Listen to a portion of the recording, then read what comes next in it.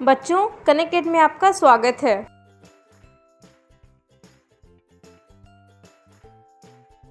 बच्चों, आज हम पढ़ेंगे पाठ राष्ट्रीय अर्थव्यवस्था की जीवन रेखाएं।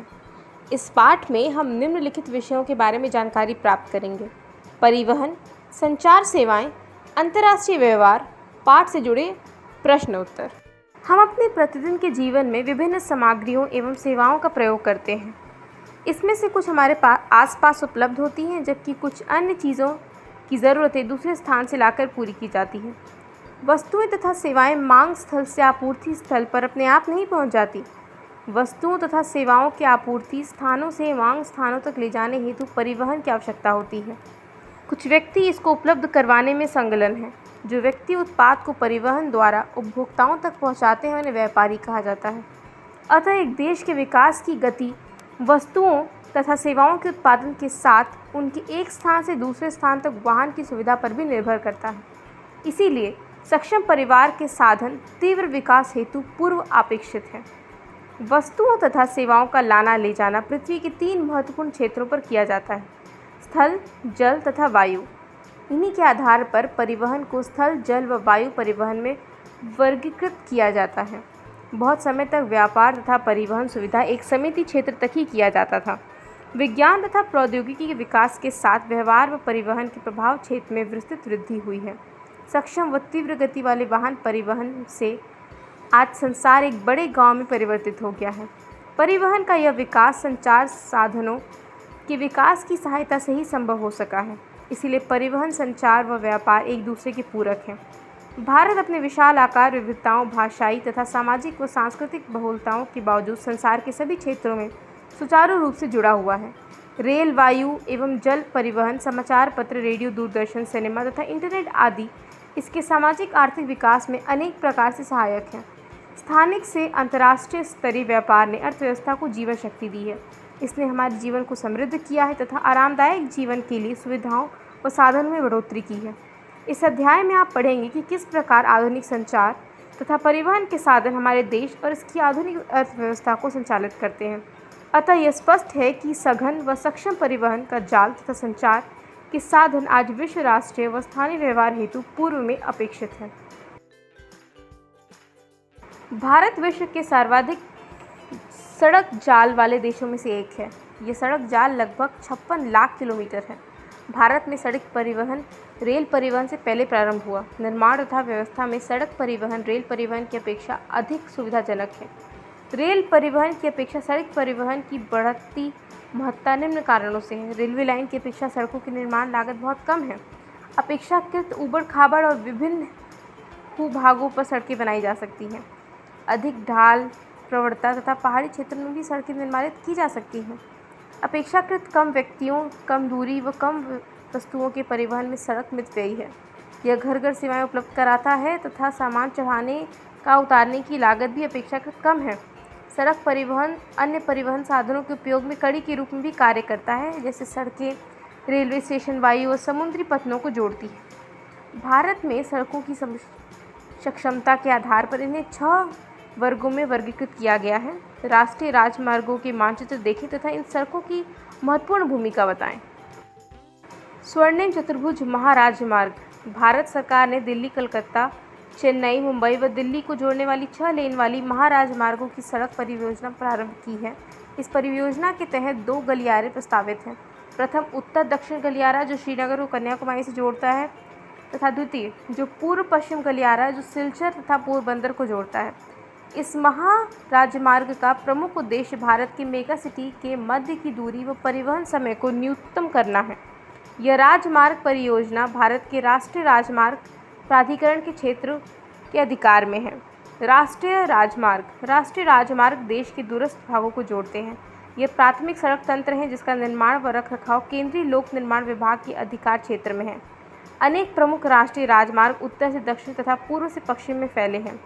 दिल्ली व अमृतसर के मध्य ऐतिहासिक शेर शाह सूरी राष्ट्रीय राजमार्ग संख्या 1 के नाम से जाना जाता है। क्रियाकलाप: राष्ट्रीय राजमार्ग संख्या 1 और 2 के मार्ग पर आने वाले स्थानों के नाम बताएं। राज्य राजमार्ग: राज्यों की राजधानी को जिला मुख्यालय से जोड़ने वाली सड़कें राज्य राजमार्ग कहलाती हैं। राज्य तथा केंद्र शासित क्षेत्रों में इनकी व्यवस्था तथा निर्माण का दायित्व राज्य के सार्वजनिक निर्माण विभाग का होता है। जिला मार्ग, ये सड़कें जिले के विभिन्न प्रशासनिक केंद्रों को जिला मुख्यालय से जोड़ती हैं। इन सड़कों की व्यवस्था का उत्तरदायित्व जिला परिषद का है। अन्य सड़कें इन वर्गों के अंतर्गत बेसन की आती हैं, जो ग्रामीण क्षेत्र तथा गाँव को शहरों से जोड़ती हैं। प्रधानमंत्री ग्रामीण सड़क योजना के तहत इन सड़कों के विकास को विशेष प्रोत्साहन मिला है। इस परियोजना के कुछ विशेष प्रावधान हैं, जिसमें देश के प्रत्येक गांव को मुख्य शहरों से पक्की सड़कों द्वारा जोड़ना प्रस्तावित है। सीमांत सड़कें उपरोक्त सड़कों के अतिरिक्त भारत सरकार प्राधिकरण के अधीन सीमा सड़क संगठन है, जो देश के सीमांत क्षेत्रों में सड़क का निर्माण और उसका देखरेख करता है। यह संगठन 1960 में बनाया गया था, जिसका कार्य उत्तर तथा उत्तर पूर्वी क्षेत्र में सामरिक महत्व की सड़कों का विकास करना था। इन सड़कों के विकास से दुर्गम क्षेत्रों में अभिगम्यता बढ़ी है तथा इन क्षेत्रों के विकास में भी सहायक हुई है। सड़क निर्माण के प्रयुक्त पदार्थ के आधार पर भी सड़कों को कच्ची अथवा पक्की सड़कों में वर्गीकृत किया गया है। पक्की सड़कें सीमेंट, कंक्रीट एवं तारकोल द्वारा निर्मित होती हैं, अतः ये 12मासी सड़कें हैं। कच्ची सड़कें वर्षा ऋतु में अनुपयोगी हो जाती हैं। रेल परिवहन, भारत में रेल परिवहन वस्तु तथा यात्रियों के परिवहन का प्रमुख साधन है। रेल परिवहन अनेक कार्यों में सहायक है, जैसे व्यापार, भ्रमण, तीर्थ यात्राएं, लंबी दूरी तक सामान का परिवहन आदि। एक प्रमुख परिवहन के साधन के अतिरिक्त पिछले 150 वर्षों में अधिक समय से भारतीय रेल एक महत्वपूर्ण समन्वय के रूप में जानी जाती है। भारतीय रेलवे देश की अर्थव्यवस्था, उद्योग अथवा कृषि के तीव्र गति से विकास के लिए उत्तरदायित्व है। भारत रेल परिवहन को 16 रेल प्रखंडों में पुनर्संकलित किया गया है। क्रियाकलाप, वर्तमान रेल प्रखंड व उनके मुख्यालय बताएं। भारत के मानचित्र पर रेल प्रखंडों के मुख्यालयों को प्रदर्शित करें। देश में रेल परिवहन के वितरण को प्रभावित करने वाले कारकों में भू आकृतिक, आर्थिक और प्रशासनिक कारक प्रमुख हैं। उत्तरी मैदानी, अपनी विस्तृत समतल भूमि, सघन जनसंख्या घनत्व, संपन्न कृषि व प्रचुर संसाधनों के कारण रेल परिवहन के विकास व वृद्धि में सहायक रहा है। यद्यपि असंख्य नदियों के विस्तृत जल मार्गों पर पुलों के निर्माण में कुछ बाधाएं आई हैं। प्रायद्वीप भारत में रेल मार्ग उबड़-खाबड़ पहाड़ी क्षेत्रों, छोटे पहाड़ियों और सुरंगों आदि से होकर गुजरते हैं। हिमालय पर्वतीय क्षेत्र में भी दुर्लभ, उच्चवाच, विरल जनसंख्या तथा आर्थिक अवसरों की कमी के कारण रेल लाइन के निर्माण में प्रतिकूल परिस्थितियां उत्पन्न कराता है। इस प्रकार पश्चिमी राजस्थान, गुजरात के दलदली भाग, मध्य प्रदेश के वन क्षेत्र, छत्तीसगढ़, उड़ीसा और झारखंड में रेल लाइन निर्माण करना कठिन है। सह्याद्री तथा उससे संदिग्ध को भी घाट या दर्रों के द्वारा ही पार कर जाना संभव है। कुछ वर्ष पहले भारत में महत्वपूर्ण आर्थिक क्षेत्र में पश्चिमी तट के साथ कोंकण रेलवे के विकास ने यात्री व वस्तुओं के आवागमन को सुविधाजनक बनाया है। यद्यपि यहाँ असंख्य समस्याएं भी हैं, जैसे भूस्खलन तथा किसी भाग में रेलवे ट्रैक का धंसना आदि। आज राष्ट्रीय अर्थव्यवस्था में परिवहन के अन्य सभी संसाधनों की अपेक्षा रेल परिवहन प्रमुख हो गया है। यद्यपि रेल परिवहन समस्याओं से मुक्त नहीं है। बहुत से यात्री बिना टिकट यात्रा करते हैं। रेल संपत्ति की हानि तथा चोरी से समस्याएं भी पूर्णतः समाप्त नहीं हुई हैं। जंजीर खींचकर यात्री किसी भी अनावश्यक रूप से गाड़ी रोकते हैं, जिससे रेलवे को भारी हानि उठानी पड़ती है। ज़रा सोचिए, हम अपनी रेलगाड़ियों को निर्धारित समय पर चलने में कैसे मदद कर सकते हैं।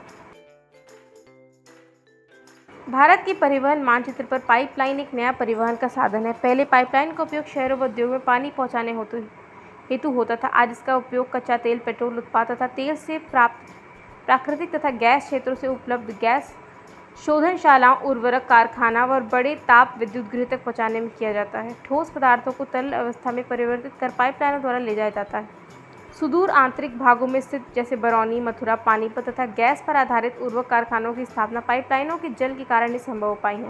पाइपलाइन बिछाने की प्रारंभिक लागत अधिक है, लेकिन इसको चलाने की लागत न्यूनतम है। वाहनतरण देरी तथा हानियों इसमें लगभग नहीं के बराबर हैं। देश में पाइपलाइन परिवहन के 3 प्रमुख जाल हैं। ऊपरी असम के तेल क्षेत्र से गुवाहाटी, बरौनी व इलाहाबाद के रास्ते कानपुर तक। इसकी एक शाखा बरौनी से राजबंद होकर हल्दिया तथा दूसरा राजबंद से मौरीग्राम तक तथा गुवाहाटी सिलीगुड़ी तक है। गुजरात में सलाया से वीरमगांव, मथुरा, दिल्ली व सोनीपत के रास्ते पंजाब में जालंधर तक। इसकी अन्य शाखा वडोदरा के निकट कोयली को चक्षु व अन्य स्थानों से जोड़ती है। गैस पाइपलाइन गुजरात में हजीरा को उत्तर प्रदेश में जगदीशपुर से मिलाती है। यह मध्य प्रदेश के विजयपुर के रास्ते से होकर जाती है। इसकी शाखाएं राजस्थान में कोटा तथा उत्तर प्रदेश के शाहजहांपुर, बबरआला व अन्य स्थानों पर हैं। भारत के लोग प्राचीन काल से समुद्री यात्रा करते रहे हैं। इससे नाविकों तथा दूर के आसपास के क्षेत्र भारतीय संस्कृति व व्यापार को फैलाया है। जल परिवहन का सबसे सस्ता साधन है। यह भारी वस्तुओं को ढोने में अनुकूल है। यह परिवहन साधन में ऊर्जा सक्षम तथा पर्यावरण अनुकूल है। भारत में अन्य स्थलीय नौ संचालन जलमार्ग 14,500 किलोमीटर लंबा है। इसे केवल 56,085 किलोमीटर मार्ग ही मशीनीकृत नौकाओं द्वारा तय किया जाता है। निम्न जलमार्गों को भारत सरकार द्वारा राष्ट्रीय जलमार्ग घोषित किया गया है। हल्दिया तथा इलाहाबाद के मध्य गंगा जल मार्ग को 1620 किलोमीटर लंबा है। नौगम्य जल मार्ग संख्या 1 सदियों व धुबरी के मध्य 891 किलोमीटर लंबा ब्रह्मपुत्र नदी जलमार्ग नौमार्ग जलमार्ग संख्या 2 भारत केरल में पश्चिम तटीय नहर नौगम्य जलमार्ग संख्या 3 काकीनाडा और पुडुचेरी नहर स्ट्रेच के साथ साथ गोदावरी और कृष्णा नदी का विशेष विस्तार राष्ट्रीय जलमार्ग 4 मतई नदी महानदी के डेल्टा चैनल ब्रह्मणी नदी और पूर्व तटीय नहर के साथ ब्रह्मणी नदी का विशेष विस्तार राष्ट्रीय जलमार्ग 5 कुछ अन्य जलमार्ग भी हैं जिसमें परिवहन होता है। इसमें मांडवी जुआरी और कंबर जुआ सुंदरवन बराक केरल का पश्चिम जल। इन सब अतिरिक्त विदेशी व्यापार भारतीय तट पर स्थित पत्तनों द्वारा किया जाता है। देश का 95% व्यापार समुद्र द्वारा ही होता है। भारत की 75,016.6 किलोमीटर लंबी समुद्री तट रेखा के साथ 12 प्रमुख तथा 200 मध्य व छोटे पत्तन हैं। यह प्रमुख पत्तन देश का 95% विदेशी व्यापार संचालित करते हैं। स्वतंत्रता प्राप्ति के कक्ष में कांडला पत्तन के पहले पत्तन के रूप में विकसित किया गया था। ऐसा देश विभाजन से कराची पत्तन की कमी को पूरा करने तथा मुंबई से होने वाले व्यापारिक दबाव को कम करने के लिए था। कंडाला जिसे दीनदयाल पत्तन के नाम से भी जाना जाता है, यह एक ज्वारी पत्तन है। ये जम्मू कश्मीर, हिमाचल प्रदेश, पंजाब, हरियाणा, राजस्थान व गुजरात के औद्योगिक तथा खदानों के आयात निर्यात को संचालित करता है। मुंबई वृत्तम पत्तन है जिसके प्राकृतिक खुले विस्तार व सुचारू पोताश्रय है। मुंबई पत्तन के अधिक परिवहन को ध्यान में रख के इसके जवाहरलाल नेहरू पत्तन विकसित किया गया जो पूरे देश को एक समूह पत्तन की सुविधा भी प्रदान कर सके। लौह अयस्क के निर्माण के संदर्भ में मार्ग मागाओं पत्तन देश का प्रमुख पत्तन है। यहाँ से देश के कुल निर्यात का आधा लौह अयस्क निर्यात किया जाता है। कर्नाटक में स्थित न्यू मैंगलोर पत्तन खुर्द में खादों से निकले लौह अयस्क का निर्यात करता है। सुदूर दक्षिण पश्चिम में कोची पत्तन है। यह एक लैगून की मुहाने पर स्थित एक प्राकृतिक पोताश्रय है। पूर्वी तट की तमिलनाडु में दक्षिण पूर्वी छोर पर तूतीकोरिन पत्तन है। यह एक प्राकृतिक पोताश्रय तथा इसकी पृष्ठभूमि भी अत्यंत समृद्ध है। अतः यह पत्तन हमारे पड़ोसी देश जैसे श्रीलंका, मालदीव आदि तथा भारत के तटीय क्षेत्र की विभिन्न वस्तुओं के व्यापार को संचालित करता है। चेन्नई हमारे देश का प्राचीनतम कृत्रिम पत्तन है। व्यापार की मात्रा तथा लदे सामान के संदर्भ में इसका मुंबई के बाद दूसरा स्थान है। विशाखापट्टनम स्थल से घिरा गहरा व सुरक्षित पत्तन है। प्रारंभ में यह पत्तन लौह अयस्क निर्यात के रूप में विकसित किया गया था। ओडिशा में स्थित पारादीप पत्तन विशेष लौह अयस्क का निर्यात करता है। कोलकाता का एक ररा स्थलीय नदी पत्तन, यह पत्तन गंगा ब्रह्मपुत्र बेसिन के वृहद व समृद्धि पृष्ठभूमि की सेवाओं को प्रदान करता है। ज्वारीय पत्तन होने के कारण तथा हुगली के तलछट जमाव से इस नियमित रूप से साफ करना पड़ता है। कोलकाता पत्तन पर बढ़ते व्यापार को कम करने हेतु हल्दिया सहायक पत्तन के रूप में विकसित किया गया है। आज वायु परिवहन की तीव्रतम आरामदायक व प्रतिष्ठित परिवहन का साधन है। इसके द्वारा अति दुर्गम स्थानों से ऊंचे ऊंचे पर्वत, मरुस्थलों, घने जंगल, लंबी समुद्र यात्रा को सुगमता से पार किया जा सकता है। वायु परिवहन के भाव में देश के उत्तरी पूर्वी राज्य के विशेष में सोचने वाली, जहाँ बड़ी नदियाँ, विभिन्न धरातल, घने जंगल, निरंतर बाढ़ आदि एक सामान्य बात है, हवाई यात्रा ने इसे अधिक अभिगम्य बना दिया है। सन 1953 में वायु परिवहन का राष्ट्रीयकरण किया गया। एयर इंडिया घरेलू और अंतर्राष्ट्रीय वायु सेवाएं प्रदान करती हैं। पवन हंस हेलीकॉप्टर लिमिटेड तेल और प्राकृतिक गैस आयोग को इसके अपढ़ती संक्रियाओं में तथा अगम्य व दुर्लभ भूभाग्य जैसे उत्तर पूर्वी राज्य तथा जम्मू कश्मीर, हिमाचल प्रदेश, उत्तराखंड के आंतरिक क्षेत्रों में हेलीकॉप्टर सेवाएं उपलब्ध कराता है। हवाई यात्रा सभी व्यक्तियों की पहुंच में नहीं है। केवल उत्तरी पूर्वी राज्य में सेवाओं का आम आदमी तक उपलब्ध कराना हेतु विशेष प्रबंधन किया गया है। जब से मानव पृथ्वी पर अवतरित हुआ है, इसे विभिन्न संचार माध्यमों का प्रयोग किया है, लेकिन आधुनिक समय में बदलाव की गति तीव्र है।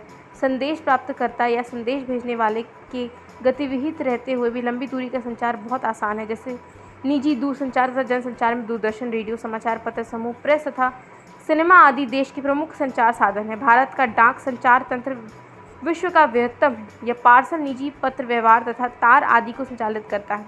कार्ड व लिफाफा बंद चिट्ठी पहली श्रेणी की डाक समझी जाती है तथा विभिन्न स्थानों पर वायुमान द्वारा पहुंचाए जाते हैं। द्वितीय क्षेत्र की डाक में रजिस्टर्ड पैकेट, किताबें, अखबार तथा मैगजीन शामिल है। धरातलीय डाक द्वारा पहुंचाए जाते हैं तथा इसके स्थल व जल परिवहन का प्रयोग किया जाता है। बड़े शहरों नगरों में डाक संचार में शीघ्रता हेतु हाल में ही 6 डाक मार्ग बनाए गए। इन्हें राजधानी मार्ग, मेट्रो चैनल, ग्रीन चैनल, व्यापार चैनल, भारी चैनल तथा दस्तावेज चैनल के नाम से जाना जाता है। दूरसंचार तंत्र में भारत एशिया का महाद्वीप में अग्रणी है। नागरिक क्षेत्रों के अतिरिक्त भारत के 2/3 से अधिक गांव एसटीडी दूरभाष सेवा से जुड़े हैं। सूचनाओं के प्रयास को आधार स्तर से उच्च स्तर तक समृद्ध करने हेतु भारत सरकार ने देश के प्रत्येक गांव में 24 घंटे एसटीडी सुविधा के विशेष प्रबंध किए गए हैं। पूरे देश भर में एसटीडी की दरों को भी नियमित किया गया है। ये सब सूचना संचार व अंतरिक्ष प्रौद्योगिकी के समन्वित विकास से ही संभव हो पाया है। जनसंचार मानव को मनोरंजन के साथ साथ बहुत ही राष्ट्रीय कार्यक्रमों व नीतियों के विषय में जागरूक करता है। इसमें रेडियो, दूरदर्शन, समाचार पत्र, पत्रिकाएं, किताबें तथा चलचित्र सम्मिलित हैं। आकाशवाणी राष्ट्रीय, क्षेत्रीय तथा स्थानीय भाषा में देश के विभिन्न भागों में अनेक वर्गों के व्यक्तियों के लिए विभिन्न कार्यक्रम प्रस्तुत करता है। दूरदर्शन देश का राष्ट्रीय समाचार व संदेश माध्यम तथा विश्व के बृहत्तम संचार तंत्र में एक है। ये विभिन्न आयु वर्ग के व्यक्तियों हेतु मनोरंजन, ज्ञानवर्धक व खेल जगत संबंधी कार्यक्रम प्रसारित करता है। भारत में वर्ष भर अनेक समाचार पत्र तथा सामाजिक पत्रिकाएं प्रकाशित की जाती हैं। यह पत्रिकाएं सामाजिक होने के नाते कई प्रकार की हैं। समाचार पत्र लगभग 100 भाषाओं तथा बोलियों में प्रकाशित होते हैं। क्या आप जानते हैं हमारे देश में सर्वाधिक समाचार पत्र हिंदी भाषा में प्रकाशित होते तथा इसके बाद अंग्रेजी व उर्दू के समाचार पत्र आते हैं। भारत विश्व के सर्वाधिक चलचित्रों का उत्पादक भी है। यह कम अवधि वाली फिल्में, वीडियो, फीचर फिल्म तथा छोटी फिल्में भी बनाता है। भारतीय व विदेशी तथा फिल्मों को प्रमाणित करने केंद्रीय फिल्म प्रमाणन बोर्ड को है। पिछले 3 दशकों में भारत में पर्यटन उद्योग में महत्वपूर्ण वृद्धि हुई है। 150 लाख से अधिक व्यक्ति पर्यटन उद्योग में प्रत्यक्ष रूप से संलग्न हैं। पर्यटन राष्ट्रीय एकता को प्रोत्साहित करता है तथा स्थानीय हस्तकला व सांस्कृतिक उद्योग को प्रश्रय देता है। अंतर्राष्ट्रीय स्तर पर यह हमें संस्कृति तथा विरासत की समझ विकसित करने में सहायक है। विदेशी पर्यटन भारत में विरासत पर्यटन, पारी पर्यटन, रोमांचकारी पर्यटन, सांस्कृतिक पर्यटन, चिकित्सक पर्यटन तथा व्यापारिक पर्यटन के लिए आते हैं। देश के विभिन्न भागों में पर्यटन की अपार संभावनाएं हैं। पर्यटन उद्योग के विकास हेतु विभिन्न प्रकार के पर्यटन को बढ़ावा देने के प्रयास किए जा रहे हैं। क्रियाकलाप भारत के मानचित्र पर अपने राज्य, केंद्र शासित प्रदेश में स्थित प्रमुख स्थल को प्रदर्शित करें तथा इसके देश का अन्य भागों से रेल, सड़क, वायु मार्ग का संपर्क भी दिखाएं। कक्षा में चर्चा करें। आपके राज्य, केंद्र शासित प्रदेश में किस प्रकार का पर्यटन विकसित किया जा सकता है और क्यों? आपके राज्य, केंद्र शासित प्रदेश में किन क्षेत्रों का पर्यटन विकसित किया जा सकता है और क्यों? सतत पोषणीय विकास को ध्यान में रखते हुए प्रदेश के आर्थिक विकास में पर्यटन किस प्रकार सहायक हो सकता है? राज्यों व देशों में व्यक्तियों के बीच वस्तुओं का आदान प्रदान व्यापार कहलाता है। बाजार एक ऐसी जगह है जहाँ इसका विनिमय होता है। 2 देशों के मध्य यह व्यापार अंतर्राष्ट्रीय व्यापार कहलाता है। ये समुद्री, हवाई व स्थलीय मार्गों द्वारा हो सकता है। यद्यपि स्थानीय व्यापार शहरों, कस्बों, गाँव में होता है। राज्य स्तरीय व्यापार 2 या अधिक राज्यों के मध्य होता है। ये एक देश के अंतर्राष्ट्रीय व्यापार की प्रगति, उसके आर्थिक वैभव का सूचक है। इसलिए इसे राष्ट्र का आर्थिक बैरोमीटर भी कहा जाता है। सभी देशों अंतर्राष्ट्रीय व्यापार पर निर्भर है क्योंकि संसाधनों की उपलब्धता क्षेत्रीय है, अर्थात इसका वितरण असमान है। आयात व निर्यात व्यापार के घटक हैं। आयात व निर्यात का अंतर ही देश के व्यापार के संतुलन को निर्धारित करता है। अगर निर्यात मूल्य आयात मूल्य से अधिक हो तो उसे अनुकूल व्यापार संतुलन कहते हैं। इसके विपरीत निर्यात की अपेक्षा अधिक आयात असंतुलित व्यापार कहलाता है। विश्व के सभी भौगोलिक प्रदेशों तथा सभी व्यापारिक खंडों के साथ भारत के व्यापारिक संबंध हैं। भारत में निर्यात होने वाली प्रमुख वस्तुएं रत्न व जवाहरात, रसायन एवं संबंधित उत्पाद तथा कृषि एवं संबंधित उत्पाद हैं। भारत में आयातित वस्तुओं में कच्चा पेट्रोलियम तथा उत्पाद, रत्न व जवाहरात, आधार धातुएं, मशीनें, कृषि व अन्य उत्पाद शामिल हैं। भारत अंतर्राष्ट्रीय स्तर पर एक सॉफ्टवेयर महाशक्ति के रूप में उभरा है तथा सूचना प्रौद्योगिकी के माध्यम से अत्यंत अधिक विदेशी मुद्रा अर्जित कर चुका है। पाठ से जुड़े कुछ प्रश्न। परिवहन कितने प्रकार के हैं? भारत में सड़कों को कितने वर्गों में वर्गीकृत किया गया है और उनके नाम क्या है? व्यापार के लिए किन किन मार्गों का प्रयोग किया जाता है? संचार सेवाओं के माध्यम क्या क्या हैं? परिवहन के 4 प्रकार हैं: सड़क परिवहन, रेल परिवहन, जल परिवहन, हवाई परिवहन। इन सब में रेल परिवहन सबसे अधिक उपयोगी है यात्रियों के द्वारा यात्रा करने के लिए तथा किसी भी वस्तु को एक स्थान से दूसरे स्थान पर पहुंचाने के लिए। भारत में सड़कों को 6 वर्गों में वर्गीकृत किया जाता है। इसके नाम हैं स्वर्णिम, चतुर्भुज, महाराज राजमार्ग, राष्ट्रीय राजमार्ग, राज्य राजमार्ग, जिला राजमार्ग, अन्य सड़कें और सीमित सड़कें। व्यापार के लिए जल मार्ग, थल मार्ग, हवाई मार्ग का उपयोग किया जाता है। व्यापार में सर्वाधिक जल मार्ग का उपयोग होता है। संचार सेवाएं कई माध्यमों द्वारा हो सकती हैं, जैसे दूरदर्शन, रेडियो, समाचार पत्र, प्रेस तथा सिनेमा आदि। बच्चों, आज का पाठ समाप्त हुआ। आशा है कि आप सबको पसंद आया होगा। धन्यवाद।